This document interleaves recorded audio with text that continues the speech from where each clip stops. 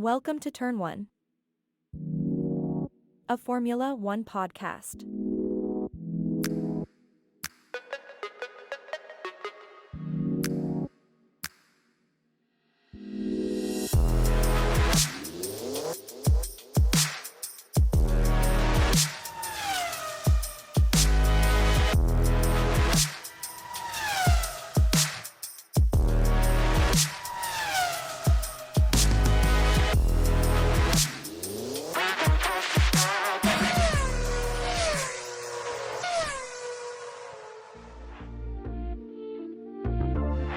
Now entering the grid.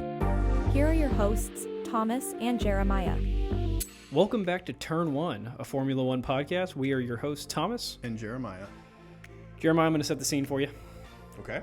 June 2005. It's a lovely 77-degree day. We're in Indianapolis, Indiana, the great country of the United States of America.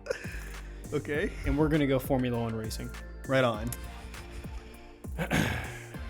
We're on the Indianapolis Motor Speedway, the infield portion. So we're running about half of the actual Indy 500 track mixed with the infield section. We're in race 9 of 19. This is just a great year for Formula One, right? Sure. We've got 100 to 130,000 fans in the stands. How many drivers do we have on track? It depends when. How many were out there at first and then maybe not at first? We had the grid lining up with 20 drivers, 10 teams, 2 drivers each team. Slowly trickling down as the race actually started to 3 teams and 6 drivers. Yes. As we continue to set the scene, we're going to build into the 2005 United States Grand Prix. We're going to talk a little tires in the sport of Formula One. If you're new to the sport or you've only been watching it since like 2011, you know Pirelli as the tire manufacturer, but that's not always how it was. But we'll get into that certainly.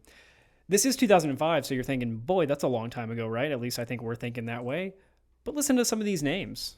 Fernando Alonso is currently first in the standings at this time. Wow. Followed by Kimi Räikkönen, not too far removed from the sport. You also have Michael Schumacher in 5th, Mark Webber in 6th, Barrichello in 7th, and finally, Ralf Schumacher in 8th, who we've mentioned a couple of times here on the podcast. But like we said, this was a time before Pirelli was they weren't in the sport at this time, and you had 2 tire manufacturers on the grid. We've talked in past episodes about why don't we have multiple tire manufacturers. Well, this is kind of part of why. You're about to find out. So there's Bridgestone. You have Ferrari, Jordan, and Minardi. Those are the 3 teams running Bridgestone tires. Okay. Who else do you have? So for the other 7 teams, you're looking at Michelin, the French company. Who's running Michelin tires? For the Michelin teams, you're looking at Toyota, McLaren, Honda, Renault, Sauber, and Red Bull. Okay. So, as Jeremiah mentioned, some of the, all 20 drivers lined up to race, right? We're going to skip past practices and qualifying, but all 20 drivers line up for the race. Again, beautiful day in Indianapolis.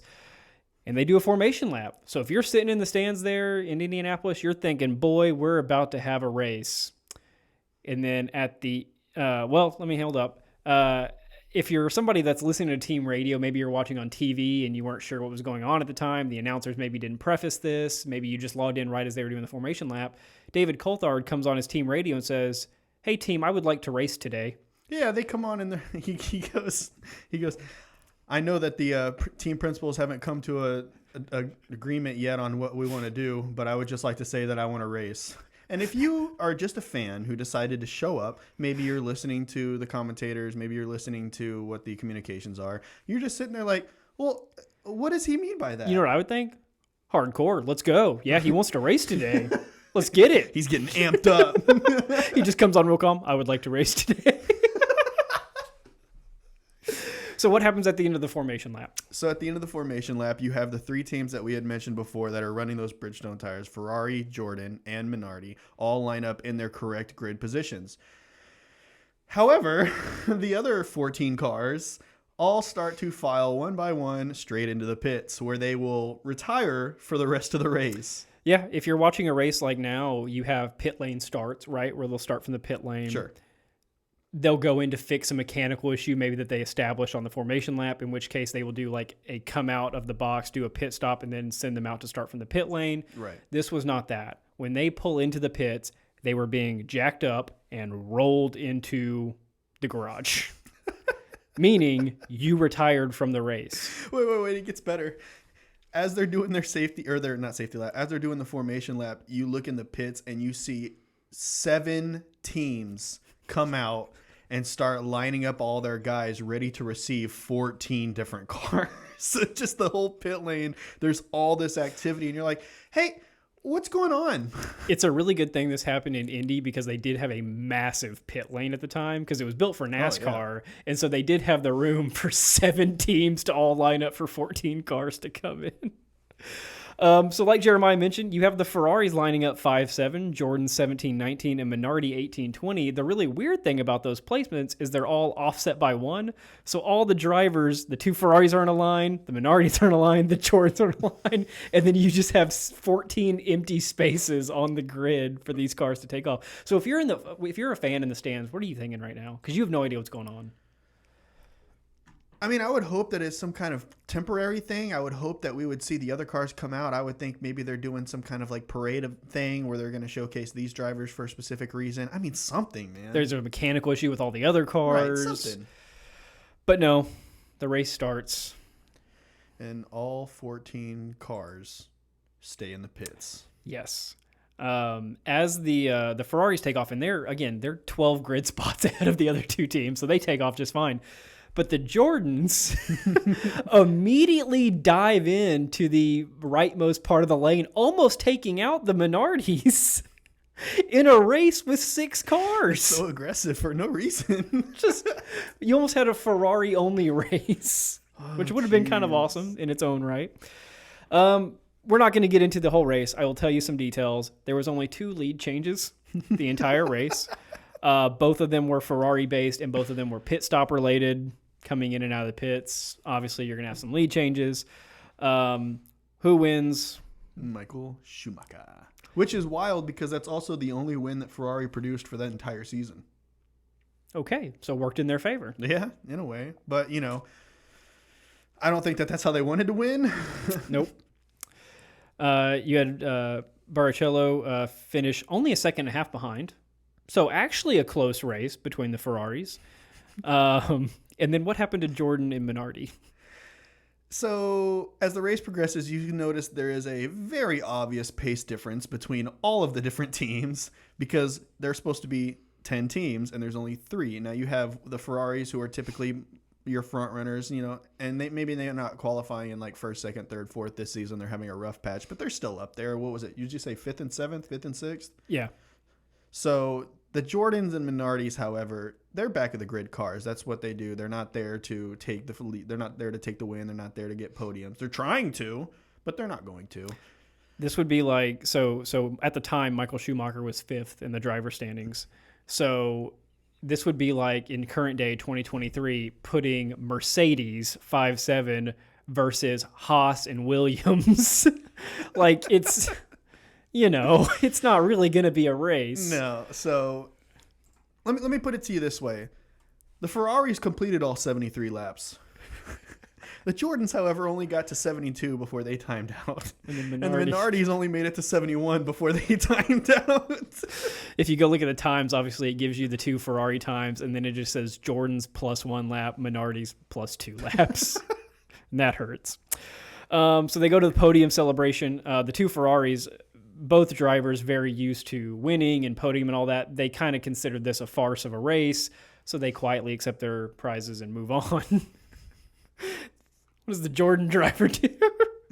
Tiago Monteiro, one of the other ways to say it, I don't know. Regardless, though, you see the 2 Ferraris on the 1st and the 2nd spot with their hands behind their back. They receive the trophy and then immediately put it on the ground and just kind of stand there with their hands behind their back while the crowd erupts in boos.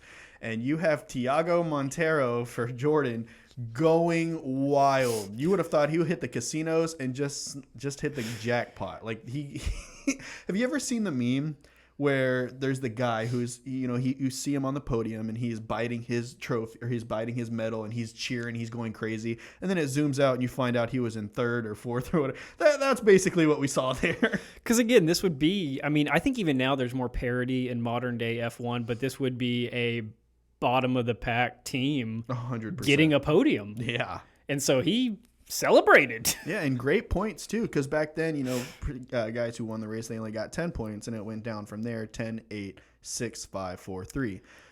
And I'm sure it kept going from there, but we'll never know because they DNF'd, so I couldn't see how many places got points. But we did see that the Jordan ended up on third and in fourth, so they're going to take home sixth and fifth, which if you're a team that never gets points, that's going to shoot you up the standings. Yeah, absolutely. So if you haven't Googled by now what happened in the 2005 Grand Prix to cause 14 cars to not start the race and all this chaos and outrage from the fans, tires caused the issue. And so we're going to kind of break down the background, the build up to the race, the 2 days prior, because all of this takes place within the 2 days building up to the race. This wasn't a months long event. This wasn't weeks in the making. This was 2 days in the making for this disaster to happen. Just to recap, 2 tire manufacturers, Bridgestone with Ferrari, Jordan, and Minardi, Michelin with McLaren, Red Bull, Renault, Sauber, Toyota, Williams, and Barr. We go to the practice sessions, June 17th. This is a Friday. Just like now, where we start, we're doing an afternoon practice on a Friday. You got quali the next day, race on a Sunday. Ralf Schumacher. He loses a rear tire. They called it a rear tire failure. Which is fine. We see that. And this happened on turn 13. Jeremiah will get into turn 13 in a second, why that's important. But turn 13, he loses the tire. He was replaced by Toyota's test driver, who then also proceeded to have the same tire fail in the exact same spot on the track. Oh, no. Why is turn 13 important? So for those that don't know, here in the United States, probably the most popular form of racing is oval racing. And so the Indianapolis 500 is actually a giant oval. Right. However, for the F1 to accommodate the kind of fact that how they do things in Formula One is you got your lefts and rights, your chicanes, all these different kind of styles instead of just one big oval. So they use the infield for half of the track. Well, that leaves those banked corners, those huge corners, they're still there. So they just incorporated one of them. So the final turn as you're heading back to the start finish is this huge, huge embankment. I think it's 9% or something, or 9 degrees embankment, something crazy. Anyway, so they have this embankment here and they're going to leave it there for all of the tires or for all of the different cars. And the rest of the course is actually going to be in the middle of the infield. So you're going to have your chicanes, you're going to have your turnarounds, you're going to have everything else. On flat ground. On flat ground, yes. So they turn 13. They also did they did a new track surface in Indianapolis, more abrasive. Which, if you think of modern F1 where we go race in France, right? Those blue and red stripes off of the course of France are an abrasive, grippy texture to keep you from sliding off the track and running into something. So in your mind, when you're thinking racing, you're always thinking about traction and grip, and you do want abrasive maybe isn't the right word, but you want a grippy track. Sure. So maybe the thought was, hey, we're going to throw down this nice abrasive texture. It's going to get the cars to stick to it along that embankment. Maybe it's really good for NASCAR. But all it really did was degrade the F1's tires to a point to where they failed. Well, it degraded the Michelin tires, and they clarified, to the point where they failed every single time somebody ran more than 10 laps over that turn. Yeah, I'm pretty sure, if I'm not mistaken, somebody from Michelin came on and they actually said that we can't guarantee that the car will make it past 10 laps. Yep. And I was like, wow. So if you're also thinking, okay, well, no big deal. Just they need to change their tires more often. Nope. Why can't they do that? Because in 2005, the FIA, we have these rule changes every 6 years, anytime that it starts to get boring, basically. And one of the major rule changes for 2005 was no tire changes. You have to take one set for the entire race. Now, they did have stipulations to this. If you had a punctured tire and you could get back to the pits, you could change that one tire. Or if it started raining, you could change to the intermediates or wets. But for a regular dry race, there is no tire changes. That we were talking about this before the podcast. That seems crazy too, that they would only allow you to change one tire. Because think about when you're driving like your normal car or truck down the road, if a tire, you're supposed to replace all four. Yep. Because you're going to drive unevenly and wear the tires unevenly. Exactly. Like it's really bad for the car to be on different wear levels. And so I don't know what the FIA was thinking. That was a bad call. That was a really bad call on their part. I mean, I understand why they did it. So for those that don't know, before they incorporated that rule, it was actually kind of, they felt that the sport was getting boring because we had teams that would pit and switch to, they would run super low fuel and they would constantly come in and change tires, constantly moving to the fastest tires. So they'd come out fresh tires, set a bang and lap, come back in, refuel, fresh tires, set a bang and lap. And that's kind of how they did it. And by doing that, they were winning multiple times. So the FIA was like, we can't do this anymore, man. We can, you don't get any pit stops. You can come in and change one tire. That's it. Jeez. Okay, so that was why they couldn't stop and change every 9 or 10 laps. So this, again, started on Friday. They started noticing the tire failures. Michelin says, oh, no, our tires don't work.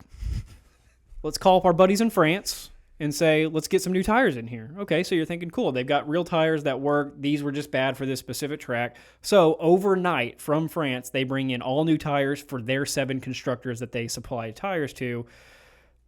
Exact same problem. Yep, no change whatsoever. They just didn't help to pay that flight bill. They could not figure that out. It's horrible, man. So fast forward now, we're talking June 18th. This is Saturday. The FIA director receives a letter. What's in that letter? Basically, that what we talked about earlier. That in that letter was Michelin's big, hey, just letting you know, we don't think these tires are going to go past 10 laps. Their caveat was, unless the drivers drive slowly. Yeah, like what? So basically, we want you to sacrifice an entire turn, the biggest turn of the entire track, because we don't think your tires will make it. Sorry, we can't fix it. We tried. That's a high. We mentioned the banking degree, but it's also a high speed turn. So picture NASCAR when they're going around the turns. NASCAR doesn't slow down like F1 does into turns. That's why the turns are banked. That's why they're huge and sweeping, so that you can go full throttle through the turns. Now, you slow down naturally just turning, but they're still going really fast. So F1 cars really aren't made to do that, but they were in this situation. And so now you're putting a lot of load onto tires that are not meant to get a lot of load. No. One more time for perspective here before we continue. This is Saturday morning. The race is tomorrow. So we got to figure something out, and we got to figure it out now. So after this first letter from Michelin, also it's weird that they're using letters. I don't know why they just couldn't go talk to somebody. After this first letter from Michelin to the FIA, they introduce a list of potential solutions, which is then immediately countered. So here's part one of the solutions. Add a chicane before turn 13. Like Jeremiah mentioned, this is like 24 hours or less before the race. Let's change the track. Right? I know we practice on a different track. We're going to qualify on this track, but let's race on a different track. Jeez.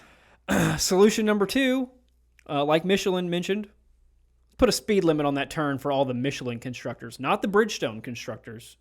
Michelin cars have to go under a certain speed limit on that turn. Otherwise, it's going to be deemed unsafe. Why are those issues? So quickly, the FIA comes back with their rebuttal. You cannot have a race where you change the day before the race in the world of FIA. So in their eyes, basically, if you're going to do this, we're not going to sanction it. Right. None of these points, whoever finishes first, doesn't matter. None of these points are going to count towards the actual championship fight. Because the FIA has, they have a rule book that they have to stick to. Otherwise, it would be considered a farce. And 2, they have safety standards that they stick to. And you can't roll out a new track without testing it. That's like blindly racing a brand. Even just adding one chicane is going to change how you throttle, how you brake, how you turn. Where's the action points? Where's the apex? Where's going to be the issues of crashing, cars into each other? And then you talk about adding a speed limit. You can't have certain cars driving slower than other cars. No, for those of you that can't really grasp, well, why not? Well, let's think about this for a second. This car right here, he's going 180. But this car, he's only going 140. Now, I don't know about y'all, but if you've ever had a car come at you at 40 miles an hour, it's a huge difference. Yeah. And they're probably not even it's not going to be like a 40 mile per hour dip. It'll probably be more drastic than that. So you have these cars coming at you realistically at the exact speed of the difference of the two cars. So if it's coming at you at 60 miles an hour, you have to react instantly. And that's way too much pressure. You're putting people's lives at risk at that point. Yeah. Imagine going down the highway, and here in Texas, we commonly have 70 mile an hour highways. And then you run up on somebody that's going like 40 miles an hour because something's going on. You either have to, one, slam on your brakes, or two, quickly change lanes. Both of those create hazards for everyone else. Oh, yeah. Now you're talking about an F1 setting where they're going, like you said, 200 miles an hour. Problem. It's not going to work, man. Okay, so all those solutions are ruled out. They go through Saturday. They do the qualifying with the standard track on the tires. Again, the teams can run, the Michelin teams can get under 10 laps, and it generally works. I didn't hear of any issues during the qualifying. Sunday morning, it's race day. Michelin sends another letter to the FIA, and they basically say the same things. Hey, this ain't going to work. Yep. We need to change something. And so they said, one, either go back to the reducing speed things. They were really hung up on the reducing speed things. Two, use new spec tires, not used in any of the practices or qualifying, and be subject to penalties. That was part of it. Or three, the FIA needs to remove their restrictions on pit stops and allow repeated tire changes for the Michelin constructors. What are the problems? Well, for starters, reducing speeds, we talked about that already. You're putting all the drivers at risk, their lives at risk. This isn't necessarily a game. I mean, we're talking about slapping something at 50 miles an hour. That's not going to work. Number two, they talked about using new spec tires. That's a complete violation and breach of the FIA's rules at that time. Right. So if you're going to qualify, I mean, it's even today. You can't, I mean, if you qualify with this, then you can't have something else in the actual race. It has to be the same thing. Now, granted, you're going to have nowadays different tires that you can switch to, but back then, remember, no pits for different tires. It's that one set. So what you run on qualifying, you run in the race. Yep. And think about this too. So imagine right now, Red Bull goes out on track, they practice on tires, they qualify on tires, and then after qualifying, they're like, we got it. And they bring out the set that works, the set that they know is going to work. Yeah. Like, no. What? No. No, that's not fair to anybody else that was competing under the same set of rules that you had. No, and they had problems in earlier races where Michelin was running really smooth, but Bridgestone was having problems. Michelin didn't budge whatsoever. So now Bridgestone is in this scenario where it's like, why do we need to budge now? You wouldn't help us out earlier. I mean, our tires are running fine. There's no problems. We didn't really mention this. Why did the Bridgestones run fine? I'm glad you asked. So this is wild. Bridgestone, for those of you that don't know, is not an American brand. It's overseas, and that's fine.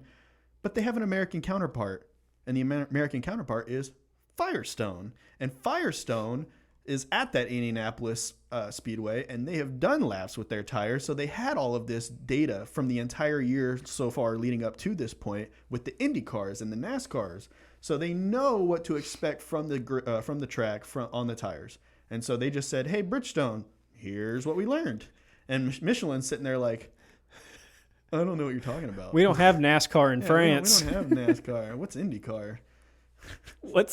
Yeah, France is really dying to get an IndyCar series going. What's America? We're in France. So yeah, and then what's the problem with the repeated tire changes if you start allowing that? So you can't do that because the whole purpose of 2005 was the fact that they're going to only do one set of tires. So if you're going to let this other team come in and they're getting fresh set of tires, now you're at a disadvantage if you're a Bridgestone and you did nothing wrong. All of a sudden, these guys can get fresh tires whenever they want. And you're just stuck on the same set of tires for the entire race. The other side of that is the safety thing. So Michelin said 10 laps maximum on these tires. So you're talking about in a 70-lap race, you're coming in at least 7 or 8 times to pit. Jeez. You're talking about so many entries and exits out of the pit lane. You're also guaranteeing someone's going to blow out on track. Oh, yeah. It's going to happen. So now you're talking about safety cars and hazards. None of these were good ideas. Yeah, they didn't say it will go 10 laps. Said it could go 10 laps. They said they're going to go about 10 and they've laps. used the wording very clearly. We cannot guarantee these tires. Hey everyone, Thomas here, co-host of the Turn 1 podcast. If you're currently listening to this episode, awesome, thank you. You can also find us on YouTube, Instagram, and TikTok at Turn 1 Podcast. We will be posting full-length episodes, highlights, and clips on those 3 channels. You can also find us on Twitter at TRN1 Podcast, as well as Facebook, Turn1. Finally, we have an email set up for everyone, trn1podcast@gmail.com. Please feel free to send us any comments, suggestions, or questions you might have. Just like the podcast, we are looking to grow and learn and become even bigger fans of the sport of Formula One. With that, we'll get back to it. So the FIA is struggling and battling Michelin. So you know who's going to come up with the plan? The team principals. They say, we've got this. All right. What did they have to think? What would they come up with? So 9 team principals met. They left out Ferrari. It's not like Ferrari didn't decide to go. They did not invite Ferrari to their meeting. That could be a whole other episode, maybe. Oh, yeah. And how Ferrari's getting treated in this situation. Because Ferrari was a Bridgestone team, but the other 2 Bridgestone teams were invited. So it wasn't like a thing. Maybe they just didn't like the guy. But here was the plan the team principals devised. They are going to propose a non-championship race with an added chicane prior to turn 13. So basically, we are going to force all the drivers to slow down. This goes back to what Michelin already suggested, by the way, which is to change the track layout. Now the team principals are kind of behind a little bit on this, thinking they've got it down. But it would be non-championship because why? So, like we stated earlier, the FIA basically said, hey, if y'all are going to do this race without us, we're not going to sanction it. None of the points are going to count towards anything. So at this point, you've got a bunch of problems here. For one, you're using parts on your cars that are going to get wear and tear on a race that's not going to matter in the long run. So yeah, you're still going to be putting on that show, but the whole purpose of you being there is so you can add points to your championship run, and now you're not going to get anything. And I think they kind of dropped that idea because the idea behind the non-championship race, which they did present to all 20 drivers, and they didn't get any negative reaction from the drivers. I think the reaction was very neutral from the drivers based on the reporters that were there. The goal was to provide an entertaining race for the fans. That was a quote pulled because at that point, the point structure for the weekend was already ruined. However you run this race is bad. You know, if you only run it with the 6 cars, the points are a sham. If you change the track, no points count anyway. So I think they were just figuring, hey, we've got 130,000 people out here that love our sport. Let's not tick them off. Let's get all 20 drivers on track however we have to do it. So that's what they proposed. Like Jeremiah mentioned, the FIA said they wouldn't sanction it. What else did they do? Yes, well, here's the thing. They cranked it up. If there was ever a power move to ever happen in the world of Formula One, this has got to be the biggest power move I've ever seen from an organization that sanctions a sport. So when they presented these plans of running this unsanctioned race, the FIA was basically like, listen, you do that, we may not come back to America at all. All U.S. FIA sanctioned sports are going to be completely pulled. We thought that after the 84 Dallas Grand Prix, they were going to come back to the U.S. They didn't play this card. No. They're playing this card now. Yeah. And, you know, I think that was more of like out of fear, right? Because back then, I mean, there wasn't a lot of fan base. So when you're talking about, or there wasn't a lot of structure too. So when you're talking about all of your drivers and all of your teams saying, you know, we don't really need you. I mean, we just kind of do it out of a courtesy and the trophy's nice. But realistically, we've got the cars and the drivers and we're on a track. So what are you going to stop us from doing? And they're like, no, hang on. You do that, we're done. And so they're sitting there like, oh, maybe they're not bluffing. And the FIA is like, I hope that they don't call my bluff. Well, and to pull all racing activities from the U.S. too, you're talking about a big money hit to the teams. Oh, sure. Because at the time, they were probably definitely trying to get that U.S. market. And you can't really risk that, especially again when you've got 130,000 people there to watch you race. Right, and this isn't even like this was the first year that they had gone to the Indianapolis the Indianapolis Speedway for this FIA sanctioned race. This is, I believe, the 5th time. This was the 5th race for the past 5 years, and yikes. So eventually, they said, "Okay, FIA, we'll do your little sanctioned race." And we're going to have all the 20 drivers do the formation lap, but only 6 are going to run it. Okay, so we talked at the very beginning. I asked Jeremiah what he'd think if he was a fan in the stands. And again, the fans were blindsided by this because all of this started Friday with the tire blowouts, but really Saturday with that first letter from Michelin to the FIA, which was probably kept pretty secrative and internal. I wouldn't be surprised. And then Sunday, the second letter, again, that's the only communication that's gone out about this. The fact that they tried to do the 20-driver formation lap, I think, is what really sent fans into an outrage. Oh, it's a tease. It's a massive tease. I don't even know why they... Is it to get a race entry? Does that correlate to some money value at the end of the season? Well, I had heard them say something to the effect of they had to do the formation lap because they were under contract to do the formation lap. I might have just pieced it together. We have the FIA response here in a second, and there's some penalties, I think, for purposely not starting a race. So that, like you just kind of hinted at, that could be that. I think the way that they had that set up was they're under contract. They have to do the formation lap. However, there's nothing stating that they have to continue the race if they can't. So if you're fielding a team, like you're part of the grid, you paid to be there and all that, you're gonna enter the race. Because we talked early on with like historic F1 constructors, they had a lot of race entries but not a lot of race starts, and so we were kind of wondering where that plays in. But I think as Formula One dialed in, especially in the early 2000s, if you were a team, you were starting the race. Like there wasn't any not starting the race. So this was probably the first time this had happened in a little bit. About when did the fans start to go to their cars? Glad you asked. Because for them, for the first, I want to say 10 laps, they were thinking, oh, this is some kind of, intro thing. They're doing some kind of testing or something. Right. After 10 laps, though, I think they figured it out. They kind of pieced together that the race isn't going to happen and that this is the race. When Minardi's getting lapped for the first time. So by lap 10, the majority of the 100 to 130,000 fans were pretty much gone. And I don't blame them. No, in fact, they were having interviews with some of the fans on the sidelines and in the back. Like they're gone from the track. They're no longer sitting in their seats. They're like walking to their cars, and you hear in the background the 6 cars still running because the race is still going.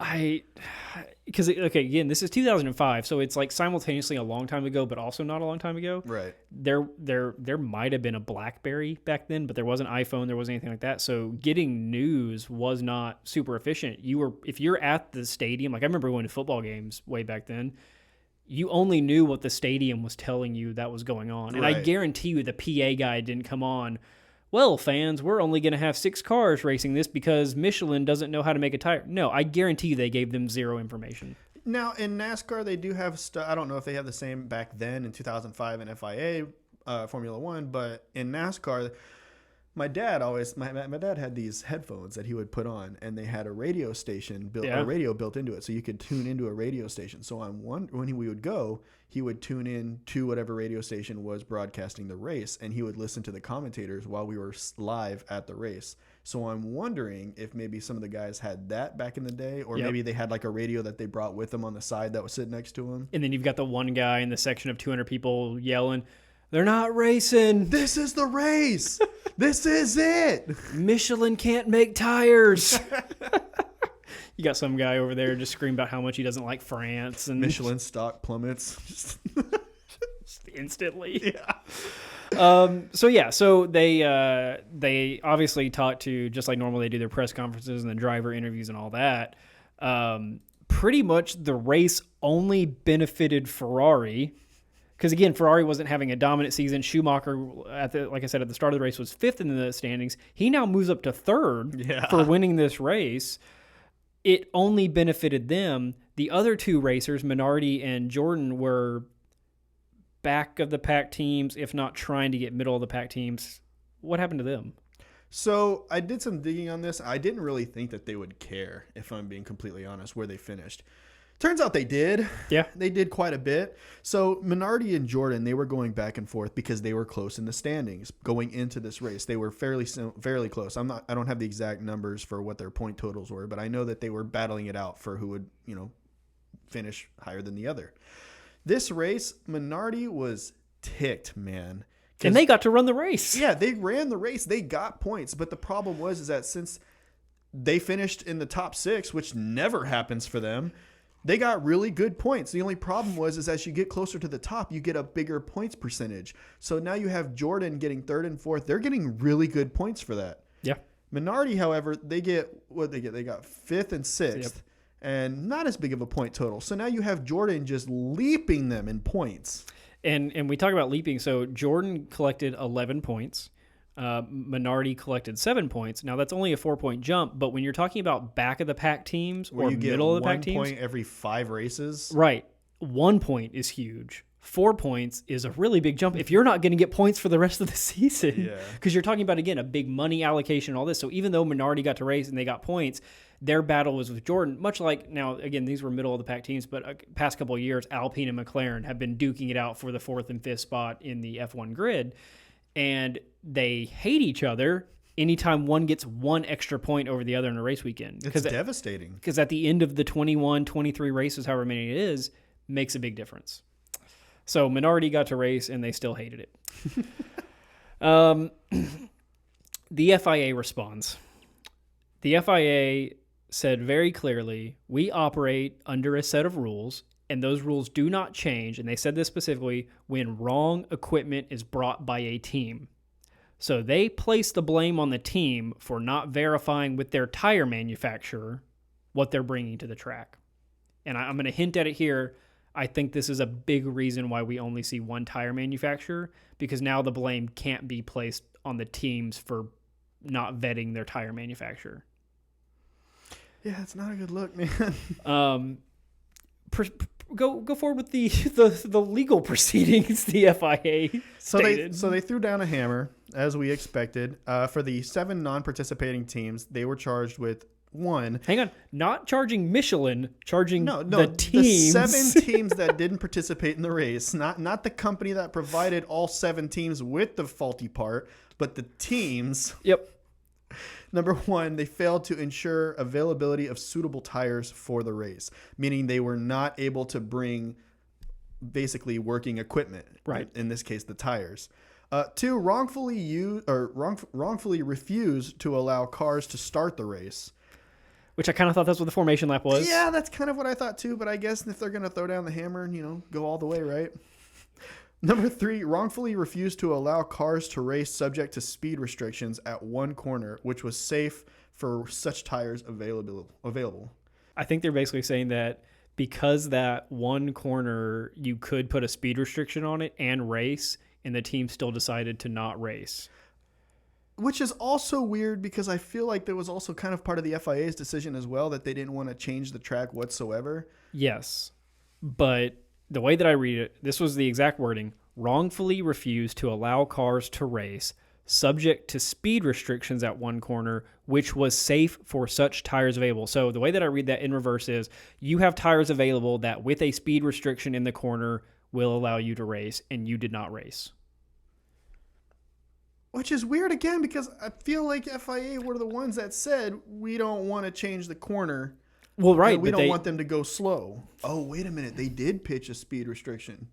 Or was it Michelin? It was Michelin that pitched the speed restriction. It was Michelin. So the FIA was like, we can't do that. And now they're placing I think they're just double backing, yeah. Jeez. That is not a good look.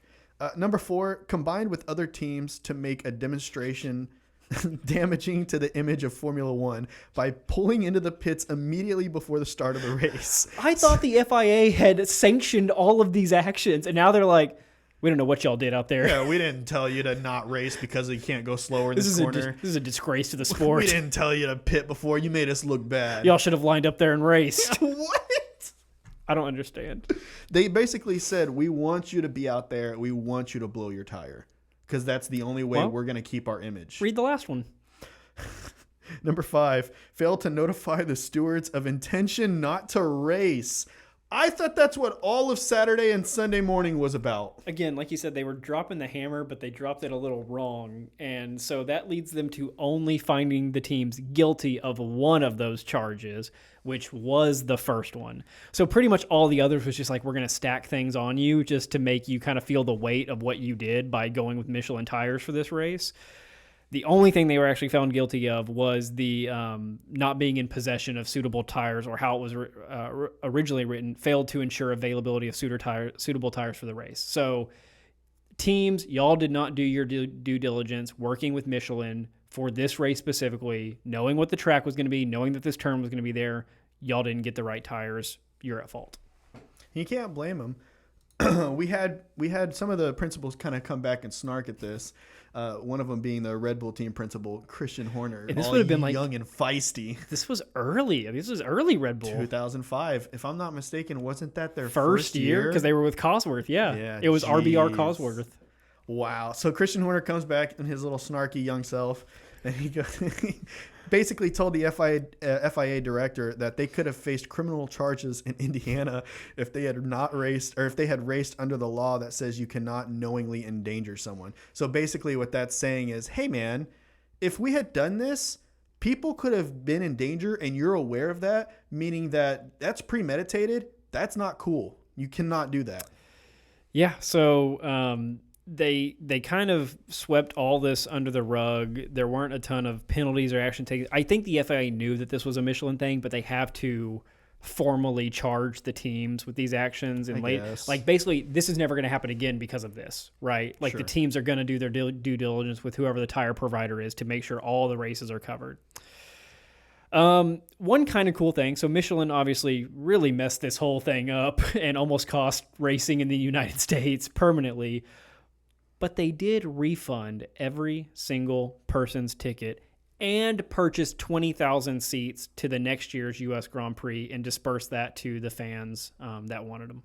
I thought that was a really cool thing. Only maybe a little presumptuous, given the didn't return in 2006, but nonetheless, it was a very good-hearted act by them. I liked the fact that they refunded the tickets. The pre-purchase of tickets was also cool because that helps out the actual people who set up the race itself. So kind of everybody's getting a little bit of payment. Yeah, because like they want, even Michelin at this point wants to keep the fans happy because again they're banking off of this and they're advertising. And Michelin's name was probably dragged through the mud over this, so they needed some kind of good PR. Yeah, so they came back and they asked basically if they could have another FIA-sanctioned U.S. race at Indianapolis at the conclusion of the season, to which the FIA said no. The quote was from the director, "We will not be returning to Indianapolis in the fall." Just done with that. Oh, no. So this brings us into a little bit shorter of a conversation, but kind of what this whole thing was around. Me and Jeremiah had been spitballing the past couple of weeks, like, why aren't there multiple tires? Why can't teams pick their contracts? Why is there not strategy involved in tires? And there is, or has been, a tire war in Formula One. Not a tire war in the sense of like, I don't know, like Coke versus Pepsi, really, but in the years where there was multiple constructors, it is tracked which tire manufacturers had higher points finishes. And I think Goodyear is still number one overall, with Pirelli a close second, but it's because Goodyear was in the sport longer than Pirelli's been. I'm pretty sure Pirelli will eclipse them at some point in the future. But to be a tire manufacturer, at least from the 50s when F1 became a thing, up through about the 80s and 90s and early 2000s, it was really just who wants to be a tire manufacturer and who can pay to be a tire manufacturer. That's a caveat. Much like being a team, what was it for Andretti to enter the grid? Some crazy amount of money. Oh, yeah. You had to put in an initial deposit of a specified amount of money so that you're bringing, so that we can take you serious. Right. And we talked also recently about who sold their team for $1. Was that Jordan? Yeah, maybe Jordan. Jordan sold their team for $1. Or Stewart Racing. And we purchased thought by Red Bull. Yeah, we thought, hey, great deal. Get an F1 team for $1. But then you have to commit the other hundreds of millions of dollars to fielding a team because that was part of the agreement. It's much similar to the tire thing. So with it how it is now, you have Pirelli. Obviously, there's Pirelli billboards everywhere. Right. But that's because they are paying probably hundreds of millions of dollars to get all of the teams the proper tires every weekend, to do all of the testing, all of the data. Pirelli picks the 3 tire compounds that are run every single week, so they probably have their own version of F1 cars. They have their own simulators. They have their own... Without a doubt. Like, Pirelli is pumping money into this just to get their name out there. Not every tire manufacturer can or wants to do that. Sure. looking back at a couple of the years, 1950 to 1960, you all had multiple manufacturers. So the first 11 years of Formula One, you had at some points like 5 or 6 different tire manufacturers. Yeah, it's kind of wild. And the the variation of all of these different tires, because you got to think, if you have all of these different tire manufacturers, they're all creating a tire specifically for one purpose. Somebody's got to get the formula right. I mean, one of them. Look at 1954. Pirelli, Continental, Firestone, Engelbert, Dunlop, Avon. 6 different manufacturers. And that kind of does go back to the roots of Formula One, like who can build the best car. Oh, yeah. And that's why we brought it up. And it's a point of strategy because, see, now instead of, it's one of those things where they keep changing all these rules, and what it's really doing is it's changing up strategy with the no refueling, with the you can't change your tires, all of these different things. They come into play, so teams kind of have to decide what they want to do. Well, tire selection of what manufacturer you're going to go with, that was part of strategy. So some people were like, listen, last year Michelin did amazing. We're going to go with Michelin this year. Or last year, Bridgestone, the majority of teams that had Bridgestone did better than the majority of teams that had whatever. The point is, though, is that played into your strategy for how you're going to go into the race.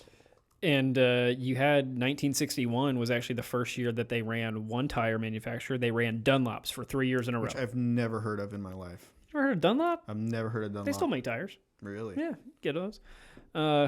So they did that, but then in 1964, they go back to multiple, and they run multiples until the 80s, the late 80s, when Goodyear's part of it. And again, it's like this on and off again thing until you get to 2007. Who pulls out in 2006? Well, to nobody's surprise, Michelin pulls out, leaving Bridgestone as the sole provider. Yeah, I think, again, this race, there's probably contracts involved at some point in here, but if their contract ran out in 2006, I guarantee you F1 was like, we're not doing this again with y'all. Look, man, you ruined our chances at the American market. We were building up a presence for the past 5 years. We had 130,000 in attendance, and you couldn't put a single car on the track. And here's the weird thing. So Michelin and Bridgestone were the 2 tire manufacturers between 2001 and 2006. The first 4 years, 01 to 04, Bridgestone had the majority of wins. 2005, Michelin tires won 18 of the races. Do you remember how many races I said there were in 2005? 18 or 19? Oh, so just the United States Grand Prix of 05. So pretty much Bridgestone would have had a clean sweep of the Michelin would have had a clean sweep of the 2005 F1 season. So here's my thing with that. You said that Bridgestone had the majority of wins in prior seasons. So what happened in that off season, 04 to 05, where everybody decided to jump ship to Michelin? So there's 2 factors. Remember, Bridgestone in 2005 only had 3 constructors. Right. So I wonder if some constructors switched. Maybe they got a better deal with Michelin, or they saw Michelin was making better tires, so they switched. I think a lot of it has to do with how many teams were running that, because think the more teams that run your tires, the better your odds. Sure. Who was the only good team running Bridgestone's? Ferrari. And they weren't even a good team that year. Right. As that 2005 USGP was the only Ferrari win of the They whole were season. They were like a 3 to 5 constructor that year, and so that's interesting. And so it completely flips. 2006, Michelin wins 9, Bridgestone wins 9, and then 2007, just Bridgestone. 2011, of course, Pirelli takes over. And how long are we going to have Pirelli tires at least? The Pirelli contract is scheduled to go all the way to 2024. So I'm curious to see if in 2024 we're going to have basically them just redoing their contract and keeping it going, or if we're going to see different tire manufacturers come back into play. What if they, brought in 2 or 3 different manufacturers, and so now we have, these 4 teams are running this, these 4 teams are running this. Toyo's coming into the mix with their open countries, and Nitto and Falcon's in the mix somewhere. Just a bunch of obscure tire manufacturers. So yeah, we'll be interested. Goodyear comes back. It could be really cool in just a couple of seasons. Imagine we have new constructors into the grid. We have tire manufacturers back. Like you're going back to like 80s and 90s Formula One, but modern day with the media coverage and the fan base. Okay, so that would actually be kind of cool. Yeah, like Andretti's comes. Who's a U.S. tire manufacturer? I guess Firestone. Yeah, Firestone. So Andretti's comes in and Firestone is their tire manufacturer. That'd be pretty insane. Yeah, because then the question remains. Or Goodyear, I guess. I think Goodyear's U.S. Yeah, Goodyear's U.S. Yeah. But then the question remains, what's going to be the optimal tire? That's what I'm saying. Because then here's where it gets even better if you want to take that further. Pirelli brings 3 sets of tires to every single race. So if you had multiple tire manufacturers, you could have your choice of 12 different tires for a season, basically. And I would say that in today's way of testing and knowing what tracks are like, that this would never happen. Like, you wouldn't have one manufacturer just completely mess it up and bring tires that wouldn't work. But again, 2005 wasn't that long ago. No. And keep in mind, we still have races today where teams will go Spa, like last year. Was it the hard tires that were ice? Yeah. And before the race, Pirelli thought that those would be like the racing tire, and every team goes out there and can't get any traction. So there is some level of chaos. We don't even have to look that far back. Let's think last race in Baku. Wasn't it that the soft tires weren't really doing much? Yep. They were burning out too fast. Right. So that's still happening today.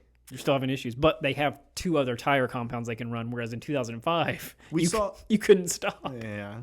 Well, we saw in the Miami Grand Prix, we saw the McLarens as the only cars that started on the softs. And if I'm not mistaken, they're the only ones that had softs the whole race. Everybody else did a variation of medium to hard. They were the only ones that ran softs because they thought they could get a jump, and then lap 5, they were like, this ain't working. Well, the other teams found out how horrible the softs are in practice and qualifying, and they're like, we're not going to run that in the race. So that was the great 2005 U.S. Grand Prix. We're gonna throw this in our disaster race category. If you have any other ideas for future disaster races, if there's some race that you either watched in person or watched on TV, or you've watched YouTube videos or read Wikipedia articles on, shoot it our way. Let us know in the comments what you think, and let us know what you think of this disaster. Do you want to see tire strategy come back to the mix? Do you want to see Nitto enter the grid with their Terra grapplers? Like, what do you want to see on the road huggers? Guys, if we got anything wrong, let us know down below. If there's anything that you thought that we left out that might have been a key factor into some of these things that we were kind of struggling to understand, let us know. Or if you have any other kind of examples of the FIA throwing down the hammer, we want to hear that too, because maybe that'll pop up in another video. Absolutely. With that, we will see you. Thanks, guys. Bye, guys.